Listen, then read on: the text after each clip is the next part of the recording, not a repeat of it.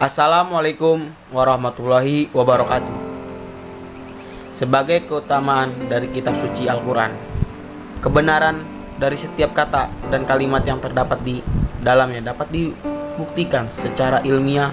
Para ilmuwan telah banyak menemukan bukti-bukti ilmiah ini, sehingga dengan orang-orang yang menoda Al-Quran tidak benar dapat dibantah. Al-Quran telah mengesahkan bahwa manusia diciptakan secara khusus oleh Allah Subhanahu wa Ta'ala. Berfirman, sesungguhnya aku menciptakan manusia dari tanah, maka apabila telah kesempurnakan kejadiannya dan kutiupkan kepadanya ciptaanku, maka hendaklah kamu tersungkur dengan bersujud kepadanya. Quran Surat Ash-Shad ayat 71-72.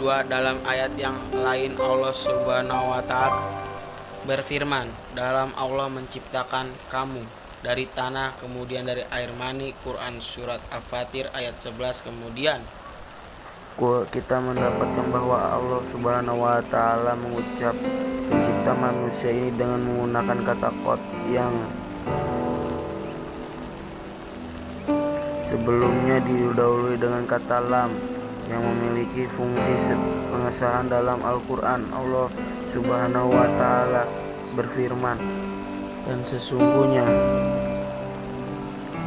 kami telah menciptakan manusia dan mengetahui apa yang dibiasakan oleh hatinya. Quran Surah Al-Af ayat 16. Demikian Al-Quran penciptaan manusia, namun orang-orang yang saat tidak memahami kebenaran Al-Quran merupakan Al-Quran itu bohong, karena menurut mereka manusia hasil dari evaluasi makhluk yang memenuhi wujud asli manusia ini.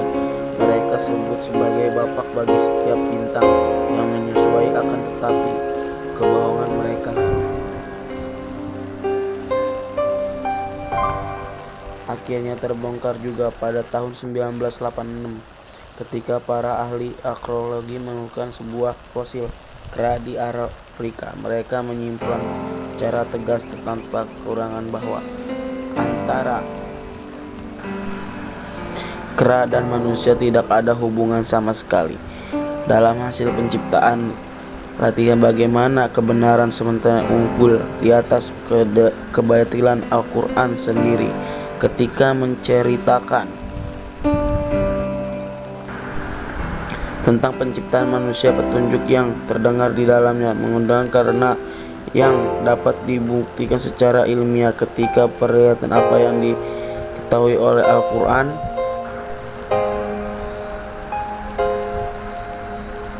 tentang penciptaan manusia ini, Allah Subhanahu wa Ta'ala berfirman, dan dia pula yang surat Al-Furqan ayat 54, dan Allah menciptakan kamu dari tanah, kemudian dari air mani. Quran surah Al-Fir ayat 11.